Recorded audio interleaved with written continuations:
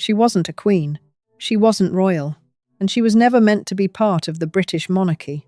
But somehow, she became the most dangerous woman in the world. Because a king gave up his throne for her. Not for war, not for power, but for love. And what followed shocked an entire empire. Before she became the woman blamed for shaking an empire, before her name was whispered in royal corridors with discomfort and suspicion, she was simply a girl trying to find her place in the world. Wallis Simpson was born in 1896, in a world that already had expectations for women like her. Quiet expectations, unspoken rules, invisible boundaries. Her real name was Bessie Wallace Warfield, and from the very beginning, her life was marked by instability. Her father died when she was still an infant. Before she could even form memories of him, he was gone. That single event changed everything. Because in early 20th century America, losing a father didn't just mean emotional loss. It meant financial uncertainty, social vulnerability, and a future that suddenly became unpredictable. Wallis and her mother were forced to rely on relatives. They moved between homes, between cities, between lives that never quite felt permanent. And that feeling of never truly belonging anywhere stayed with her. Even as a child, people noticed something different about her. She wasn't the most beautiful girl in the room. She didn't have the soft, effortless charm that society adored. But she had something else. Presence, a sharp mind, a quick wit, and an ability to command attention without asking for it. She learned early that beauty might open doors, but personality could keep them open. And Wallis was very, very good at that. She attended finishing schools, the kind designed to shape young women into acceptable members of high society. She learned etiquette, posture, conversation, how to exist in rooms where every movement was judged. But even there, she never quite fit the mold. She wasn't submissive enough, not quiet enough, not easily controlled. And in a world that valued obedience in women, that made her stand out, not always in a good way. But Wallis didn't want to disappear. She had seen what happened to women who faded into the background. They became invisible. And invisibility was something she feared more than anything. So she adapted. She observed people carefully. She studied how power worked not just in politics, but in social spaces. Who spoke? Who listened? Who controlled the room without ever raising their voice? And slowly, she learned how to do the same. By the time she entered adulthood, Wallis had become someone who could walk into a room full of strangers and leave an impression. Not always a warm one, but a lasting one. Her first marriage came in 1916. She married a US Navy pilot named Earl Winfield Spencer Jr. At first, it seemed like stability, something she had been searching for her entire life. A husband, a structured life, a future that felt secure. But reality was very different. Spencer struggled with alcohol. His career meant long absences, and their relationship quickly became strained, unpredictable, emotionally exhausting. Wallis found herself once again in a life that felt unstable, just in a different way. There were arguments, silences that lasted for days, moments where she felt completely alone, even while married. And for someone who had spent her childhood searching for security, this was devastating. But she didn't break. She endured. Because by now, Wallis had learned something important. If life doesn't give you control, you find it. During this time, she traveled moving between cities, experiencing different worlds, meeting different kinds of people. She wasn't just surviving anymore, she was evolving. Her personality sharpened, her confidence grew, and her understanding of people, especially powerful men, became almost instinctive. She knew how to listen, how to respond, how to make someone feel seen. And in high society, that was more powerful than beauty. Eventually, her first marriage collapsed. The divorce was finalized in 1927, and once again, Wallis was alone. But this time, it felt different. She wasn't the uncertain girl from years before. She wasn't the dependent daughter moving from house to house. She was independent, experienced, and quietly ambitious. She remarried soon after to Ernest Aldrich Simpson, a businessman with strong connections in British society. This marriage brought her into a completely new world. London, elite circles, political conversations, dinner parties where the most powerful people in Europe casually discussed the future of nations. And for the first time, Wallis found herself exactly where she had always wanted to be, not on the outside looking in, but inside, watching, learning, adapting. She understood how to navigate these spaces, how to speak just enough, how to observe without drawing too much attention, how to leave an impression without appearing to try. And people noticed. She was not royalty, not aristocracy, not even truly accepted by traditional standards. But she had something many of them didn't. Control. Control over herself, her reactions, her presence. And slowly, she began to move through these circles with confidence. But even then, no one could have imagined what was coming next. Because somewhere in London, in one of those elegant rooms filled with laughter, politics, and quiet ambition, she would meet a man. A man who was not just powerful, but destined to become king. And that meeting would change everything. It didn't happen in a palace, not during a grand ceremony, not in front of the world. It happened quietly, almost casually, the kind of meeting that, at the time, seemed completely insignificant. But it wasn't, because this was the moment that would eventually bring down a king. By the early 1930s, Wallis Simpson had fully settled into London's high society. She and her husband, Ernest Aldrich Simpson, were now part of a social circle that moved effortlessly between wealth, politics, and quiet influence. These were not just dinner parties. They were gatherings where reputations were made and destroyed. And in one of those rooms filled with laughter, champagne, and carefully measured conversations, she was introduced to a man, Edward VIII. At the time, he wasn't yet king. He was the Prince of Wales, the most desired bachelor in the world. Charming, confident, restless, and already a problem for the royal family. He had a reputation. He was known for his relationships with married women, for breaking royal expectations, for living a life that was dangerously close to scandal. But none of that mattered in that moment, because when Wallis met him, something unexpected happened. He noticed her. Not the way men usually noticed women in those rooms, not because of beauty, status, or wealth, but because she was different. She didn't try to impress him. She didn't treat him like royalty. She spoke to him, normally. And for a man who had spent his entire life surrounded by people who either feared him or admired him, that was rare, almost irresistible. At first, it was nothing more than conversation. Light, casual, easy. But for Edward, it stayed with him. He began to seek her out at gatherings, to sit closer, to listen more carefully, and Wallis noticed. Of course she did. She had spent her entire life reading people, understanding power, sensing attention before it was ever spoken aloud. She knew exactly what was happening, but she didn't rush. She didn't chase. She let it unfold, slowly, carefully, because this was not just any man. This was the future King of England, and even being close to him was dangerous. At first, their relationship seemed harmless. Friends, conversation, shared moments in crowded rooms. But then, it changed. Edward began inviting her to private gatherings, then smaller dinners, then moments where it was just the two of them talking, laughing, existing outside the rigid structure of royal life. And something deeper began to form. Not instantly, not dramatically, but undeniably. For the first time in his life, Edward felt understood. And for the first time in her life, Wallis found herself in a position of real influence. But influence comes with risk, because there were rules.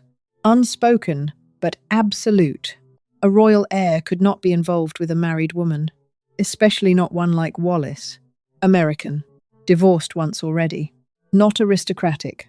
She represented everything the monarchy was not supposed to accept. And yet, Edward didn't care. As the months passed, his attachment grew stronger, more intense, more visible. He began rearranging his schedule to see her, calling her constantly, relying on her emotionally in ways that went far beyond friendship. And people started to notice. At first, it was whispers, quiet conversations behind closed doors, members of the royal household exchanging looks, questions that no one wanted to ask out loud. But the truth was becoming impossible to ignore. The Prince of Wales was falling in love. And not just with any woman. With a woman the monarchy could never accept. Wallis, meanwhile, was standing at the centre of something she could feel slipping out of control. She hadn't planned this. She hadn't entered that room thinking she would one day be tied to the future king. But now, she was here. And walking away was no longer simple. Because Edward wasn't just interested. He was dependent. Emotionally, psychologically, completely drawn to her in a way that made distance impossible. And that changed everything. Because when power becomes personal, it becomes dangerous. The royal family grew concerned, then worried, then alarmed. This was no longer a harmless friendship. This was a crisis waiting to happen. And yet, Edward refused to step back. If anything, he moved closer, ignoring advice, breaking protocol, pushing boundaries that had existed for generations. Because in his mind, this was not a scandal. This was love. But love, in a system built on duty, comes at a cost. And that cost was about to become very real. Because soon, the world would find out. And when it did, this private relationship would explode into one of the biggest royal scandals in history. At first, it was just whispers, quiet conversations in private rooms, concerned looks exchanged between members of the royal household. Nothing official, nothing public, but something was wrong. Because the Prince of Wales was no longer behaving like a future king. He was behaving like a man in love. And that was the problem. By the mid-1930s, Edward VIII was no longer hiding his attachment to Wallis Simpson.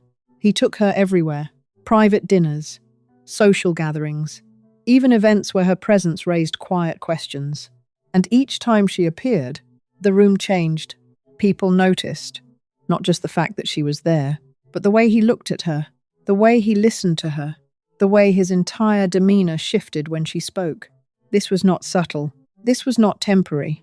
This was something far more dangerous. And the royal family knew it. Inside Buckingham Palace, concern quickly turned into fear. Because there were rules, ancient, unbreakable rules. A king could not marry a divorced woman. A king could not choose personal desire over duty. A king was not supposed to fall in love like this. But Edward wasn't listening. Advice was given. Warnings were issued. Quietly at first, then more firmly. Senior officials, advisors, even members of his own family tried to intervene. Step back. End it. Protect the crown. But Edward refused. Because in his mind, this was no longer a question of protocol. It was a question of loyalty. And he had already chosen. What made the situation even more explosive was the fact that Wallis was still married. Her divorce from Ernest Aldrich Simpson had not yet been finalized, which meant that every meeting, every appearance, every moment they spent together was not just inappropriate, it was scandalous. And yet, they continued, as if the rules didn't apply to them. By the end of 1936, there was no more time left, no more delays, no more quiet conversations behind palace doors. Everything had reached a breaking point, because Edward VIII was no longer just a man in love. He was now the king, and the question that had once been whispered in private was now being asked out loud. Would a king give up his throne for a woman? The answer, at first, seemed impossible, because the monarchy was not just a title. It was tradition. It was duty.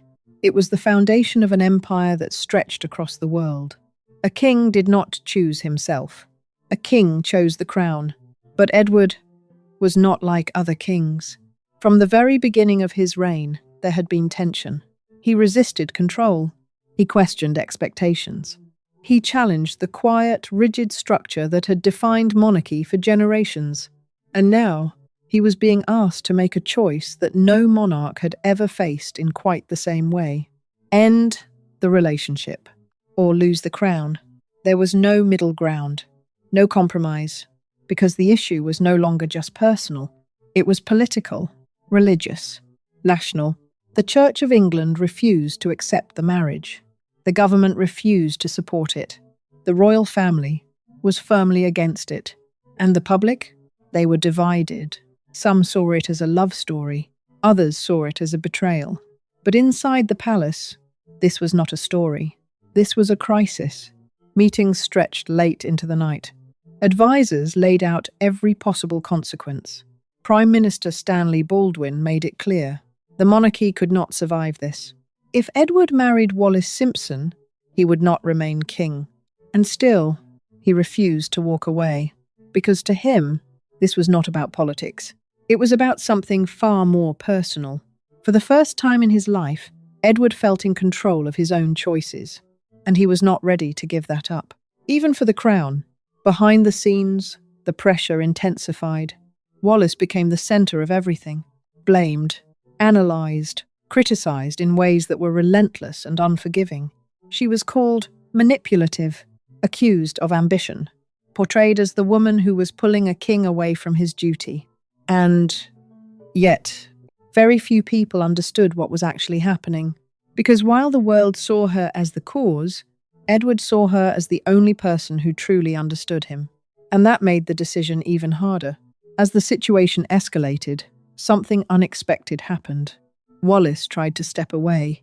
She saw the damage. She saw the pressure building, and she knew what this could become. There are accounts quiet, often overlooked, that suggest she did not want to be the reason a king lost his throne, that she encouraged him to reconsider, to choose the crown. But by that point, it was too late, because Edward had already decided. Not publicly, not officially, but internally. And once that decision was made, there was no going back. December 1936. The moment had arrived. The world was watching. The pressure was unbearable. And inside that silence, a document was prepared. A single piece of paper that would change history forever. The instrument of abdication. It was simple, shockingly simple. A few lines, a signature, and yet it carried the weight of an entire empire. Edward signed it, calmly, deliberately, without hesitation. And just like that, he was no longer king. Think about that. A man who had been born into power, raised to rule, prepared his entire life for a role that defined his existence, walked away, not because he had to, but because he chose to, for her, for Wallis Simpson. The reaction was immediate. Shock, disbelief, silence that spread across the country like a wave. Because this wasn't just a royal decision. This was history being rewritten in real time. For the first time in modern history, a British monarch had abdicated the throne for love, and people didn't know how to process it. Was it romantic or reckless? Was it brave or irresponsible? The answers depended on who you asked. But one thing was certain. Nothing would ever be the same again. Edward's younger brother, George VI, was forced into a role he had never expected. A man who had never been prepared to rule suddenly became king. And with that, the entire future of the monarchy shifted. But the most powerful moment came after the decision. Not in a palace, not in a meeting, but in a broadcast. Edward spoke to the nation, his voice calm, controlled, but carrying the weight of everything he had just given up. He said, "I have found it impossible to carry the heavy burden of responsibility without the help and support of the woman I love." That sentence echoed across the world, because in those words was the truth of everything. He had chosen love over power, over duty, over a throne that millions would have sacrificed everything to keep. And in that moment, he became something unusual. Not just a former king, but a man who had done the unthinkable. But every choice has consequences, and this one was only just beginning to unfold. Because while the world focused on the romance, on the drama, on the idea of a king giving up everything for love, the reality was far more complicated. Because what Edward had gained would soon begin to look very different from what he had imagined. And what Wallis had become would follow her for the rest of her life. A symbol, a controversy, a name that would forever be tied to the moment a kingdom changed course. And as the dust began to settle, a new question emerged, not about the crown, not about the monarchy, but about them. Was it worth it? As if the world wouldn't eventually notice. But the world always notices. At first, the British press remained silent. Not because they didn't know. They did. Journalists, editors, insiders, they were all aware of what was happening behind palace walls. But there was an unspoken agreement, a line that wasn't supposed to be crossed. The monarchy was to be protected, its image preserved. So the story stayed hidden, at least in Britain, but outside the country, that silence didn't exist. American newspapers began to pick up the story. Then, European press. Then whispers turned into headlines. Questions became accusations. And suddenly, what had been a private relationship was becoming an international scandal. People were asking, who is this woman? Why is the Prince of Wales so attached to her? And most importantly, what does this mean for the future of the crown? Inside the palace, panic began to set in. This was no longer controllable, no longer containable. Because once a story reaches the public, it takes on a life of its own. Meetings were held, emergency discussions, crisis management strategies. The government became involved, because this wasn't just a royal issue anymore. This was a national issue. The stability of the monarchy itself was at risk. And at the center of it all was one woman, Wallis, a woman who was never meant to be here, never meant to stand this close to power, never meant to become a threat to an entire system. And yet, here she was, and the pressure on her was immense. Public scrutiny, private judgment, a growing sense that she had become the focus of something far bigger than herself. She was criticized, blamed, watched, every movement analyzed, every decision questioned. To some, she was a manipulator. To others, a symbol of everything wrong with the situation. But very few people asked what she was feeling, because by now, this wasn't just a relationship. It was a storm, and she was standing at the center of it. Edward, meanwhile, refused to retreat. If anything, he became more determined, more vocal, more committed. He made it clear to his advisors, to his family, to anyone who tried to intervene, that he would not give her up. And that was the moment everything changed. Because this was no longer about controlling a situation. This was about confronting it. The question was no longer, is there a relationship? The question had become, what happens if the king refuses to choose duty over love? And no one had an answer. Because this had never happened before. Not like this. Not at this scale. Not with the entire world watching. And the deeper it went, the more impossible it became to stop. Because now, there was only one way this could end. A decision. A choice. One that would define not just a man, but an entire monarchy. And that decision was coming closer than anyone was ready for. By the end of 1936, there was no more time left. No more quiet negotiations behind palace doors. No more carefully managed appearances. Everything had reached a breaking point. Because Edward VIII was no longer just a man caught in controversy. He was now the king. And the question that had once been whispered was now being asked across an entire nation. Would a king give up his throne for love? At first, the idea seemed impossible. The monarchy was not just a position. It was a symbol of stability, of continuity, of order. For generations, kings had been expected to place duty above everything else, above personal desire, above emotion, above love itself. A king did not choose his own happiness. A king chose the crown. But Edward was different. From the moment he became king, there had been tension. He resisted tradition. He questioned expectations. He moved with a kind of independence that made the royal establishment uncomfortable. And now, that independence had become a problem no one could control, because his relationship with Wallis Simpson had not faded. It had intensified. What had once been dismissed as a passing attachment had become something far deeper, something unshakable, and the system around him was not built to handle that.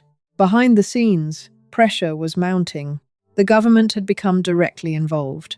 Prime Minister Stanley Baldwin made the situation clear in terms that left no room for interpretation. If Edward chose to marry Wallis Simpson, he could not remain king. There would be no compromise, no quiet solution, no way to bend the rules, because this was not just a personal matter. Wallis was twice divorced. Her second divorce was still in progress, and as the head of the Church of England, the king could not marry a divorced woman with a living former spouse. It wasn't just unacceptable, it was impossible. At the same time, the royal family made their position known, firmly, quietly, but without hesitation. They did not approve. To them, this was not a love story. It was a threat to the monarchy's image, to its stability, to its future.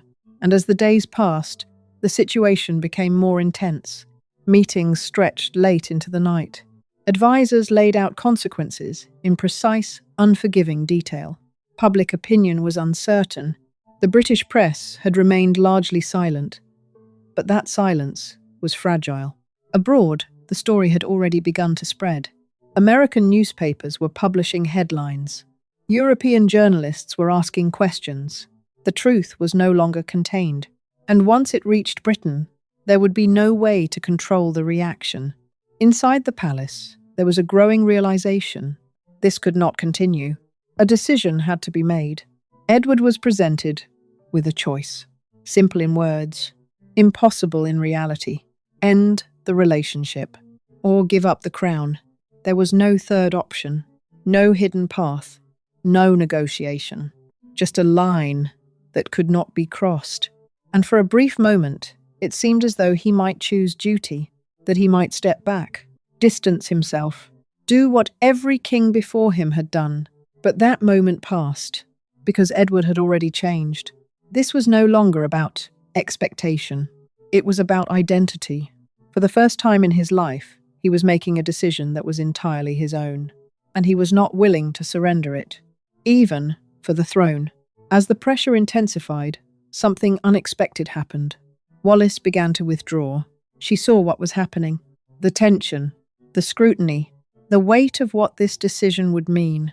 There are accounts that suggest she did not want to be the cause of such a crisis, that she encouraged him to reconsider, to choose the crown, to walk away from her. But by this point, that was no longer possible, because Edward was no longer asking himself what was expected. He was asking himself what he could live without, and the answer was not her. December 1936. The moment had arrived. The tension that had been building for months finally reached its conclusion. A document was prepared, simple in form, but overwhelming in meaning. The instrument of abdication. It contained only a few lines, a formal declaration, a signature, and yet those few words carried the weight of history. Edward signed it. There was no hesitation, no visible doubt, just a quiet, deliberate decision. And in that moment, he ceased to be king. It happened just like that. No ceremony, no dramatic announcement, just a signature, and everything changed.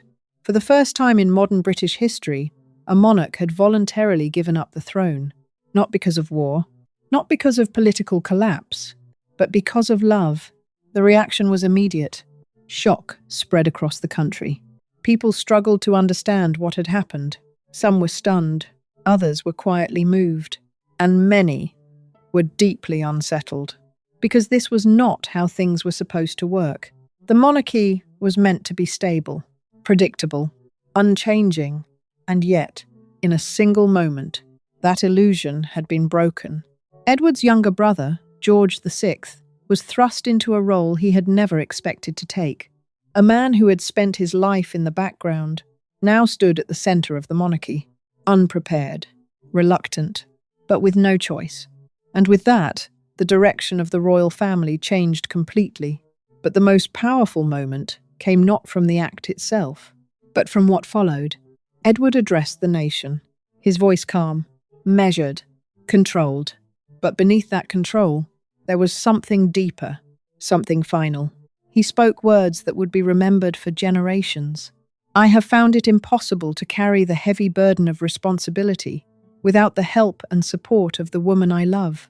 That sentence echoed across the country, across the empire, across the world, because in that moment, everything became clear. This was not a political decision. It was personal. He had chosen love over duty, over tradition, over a crown that had defined his entire life. And that choice changed everything. But every decision carries consequences. And this one was no different. Because while the world focused on the romance, the sacrifice, the idea of a king giving up everything for love, the reality was more complicated. Because the life that awaited Edward and Wallis was not the one people imagined.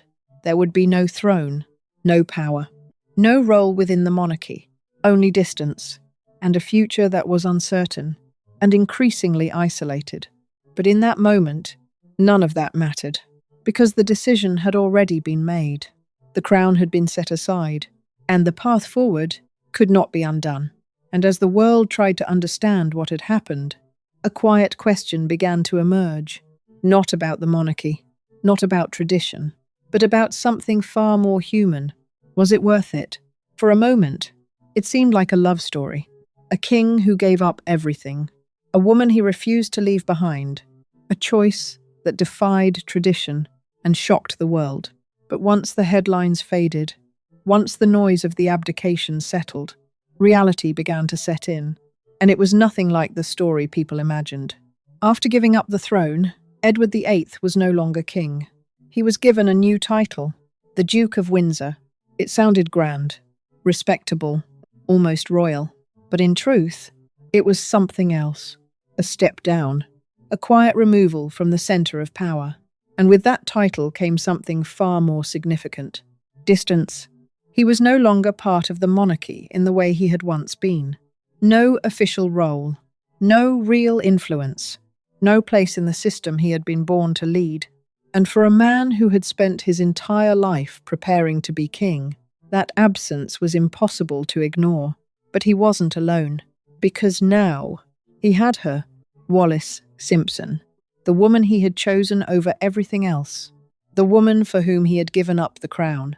In 1937, they were finally married. A private ceremony in France. Simple, controlled, far removed from the grandeur of royal tradition. There were no members of the royal family present. Not one. That absence said everything. Because while Edward had chosen her, the monarchy had not. And that separation would define the rest of their lives. From the outside, their life looked comfortable, elegant almost. Travel. A lifestyle that still carried the appearance of privilege. But beneath that surface, there was something else. Isolation. They were no longer fully part of British society, nor were they completely accepted anywhere else. They existed in between, not quite royal, not quite ordinary, always watched, always judged, and never fully included. For Wallis, this was a complicated reality. She had gained everything people thought she wanted: status, attention, a place in history. But she had also become something else, a symbol. To many, she was still the woman who had taken a king away from his duty, the outsider who had disrupted an entire system. And that perception never fully disappeared. She was criticized constantly, in newspapers, in conversation, in the quiet judgments of people who never forgot what had happened. And no matter where she went, that identity followed her. But perhaps the most difficult part was not how the world saw her, it was how the royal family treated her. Because despite everything Edward had given up, there was one thing he could not change. She was never fully accepted. She was not given the title, Her Royal Highness, a decision that may seem small, but carried enormous meaning. It was a clear message. She would never truly belong. And Edward knew it. He felt it in every absence, every formal distance, every reminder that the life he had left behind was closed to him. At first, he tried to adjust, to build something new, a different kind of life. But over time, the reality of what he had lost began to settle in. Not suddenly, not dramatically, but slowly, in small moments, in quiet realizations, in the understanding that the world he had once ruled was moving on without him. During World War II, he was appointed governor of the Bahamas, a role that was meant to give him purpose, responsibility, structure, but it was far from the life he had once known, far from the center of power, far from the world he had grown up in. And for both of them, it felt like exile, because that's what it was. Not officially, but emotionally. They were removed, placed at a distance where they could exist, but not influence, where they could be seen, but not heard. And over time, that distance became permanent. Their life became routine, social events, travel, appearances that maintained the illusion of importance. But behind it all, there was a quiet emptiness. Because the truth was simple, Edward had given up everything he had ever known, and what he had gained was not as fulfilling as he had imagined. There were no responsibilities, no purpose that matched what he had once held, only memories of a life that could not be returned to. And for Wallis, the reality was equally complex. She had become one of the most talked about women in the world, but that attention came with isolation. She was admired by some, resented by others, but rarely understood. And over time, the weight of that identity became difficult to carry, because no matter what she did, she could never escape the story. The woman who changed history, the woman who cost a king his crown, and that label never faded. Their relationship continued, stable on the surface, but shaped by everything they had sacrificed. There were moments of closeness, shared understanding, a bond that had been forged through one of the most intense decisions imaginable. But there were also moments of distance, unspoken tension, the quiet awareness of everything that had been lost. And as the years passed, that awareness only grew stronger. Edward lived the rest of his life outside the monarchy, a man who had once stood at the center of an empire, now watching it from the outside. He died in 1972, and even in death, his story remained tied to that one decision. Wallis lived on, alone, for years, the world around her changing, the attention fading, but the story never fully disappearing. She died in 1986, and by then, she had become something else, not just a figure of controversy, but a part of history, a name that would always be remembered, but perhaps not fully understood. Because when people look back on their story, they often focus on the moment, the abdication, the shock, the romance, but rarely do they focus on what came after, the quiet years, the distance, the reality of a life lived outside everything they had once known. And maybe that's because the truth is harder to accept. Because love stories are supposed to end in happiness, in fulfillment, in something that feels complete. But this story doesn't end that way. It ends with a question, one that has never been fully answered. Was it worth it? Was love enough to replace a kingdom? Or did they spend the rest of their lives living with the weight of a decision that could never be undone? And the truth is, only they ever really knew. When people remember this story, they remember the moment, the decision, the shock, the king who gave up everything. But the truth is, that moment was only the beginning. Because what makes this story powerful is not what happened in 1936. It's what it reveals about human nature, about love, about power, about the choices we make when everything is on the line. Wallis Simpson has been called many things: a social climber, a manipulator, a symbol of disruption. Some saw her as the woman who took a king away from his duty. Others saw her as someone who simply was loved. But the truth is not that simple, because history rarely is. We like clear answers, clear villains, clear heroes, stories that make sense. But this story refuses to fit into that kind of simplicity, because at its core, this is not just a story about a woman, or even a king. It's a story about choice, about what happens when someone is forced to choose between who they are and who the world expects them to be. For Edward VIII, that choice was impossible. He had been raised to believe that his life belonged to something bigger: the crown, the country, the idea of monarchy itself. But for the first time, he chose something else, something personal, something human. And in doing so, He broke a system that had existed for generations. But was that weakness? Or was it courage? That depends on how you see it. Because from one perspective, he abandoned his duty. He left a role that millions would have sacrificed everything to hold. He created uncertainty at a time when stability mattered. And for many people, that is unforgivable. But from another perspective, he did something incredibly rare. He chose honesty. He refused to live a life that wasn't truly his. He accepted the consequences and walked away anyway. And that kind of decision is not as simple as it seems. Then there is Wallis, a woman who entered a world that was never designed for her. She wasn't born into royalty. She wasn't shaped by its expectations. And yet, she became one of the most powerful figures within it. Not through position, not through title, but through influence. And that influence came at a cost, because the closer she came to power, the more she was pushed away from belonging. She gained attention, but lost acceptance. She became important, but remained an outsider. And that contradiction defined her entire life. Some people believe she wanted that power, that she pursued it, that everything that happened was part of a larger ambition. But others believe something very different, that she was simply caught in something that grew beyond her control, that she became the center of a story she never intended to create. And maybe the truth lies somewhere in between, because people are rarely just one thing, and neither was she.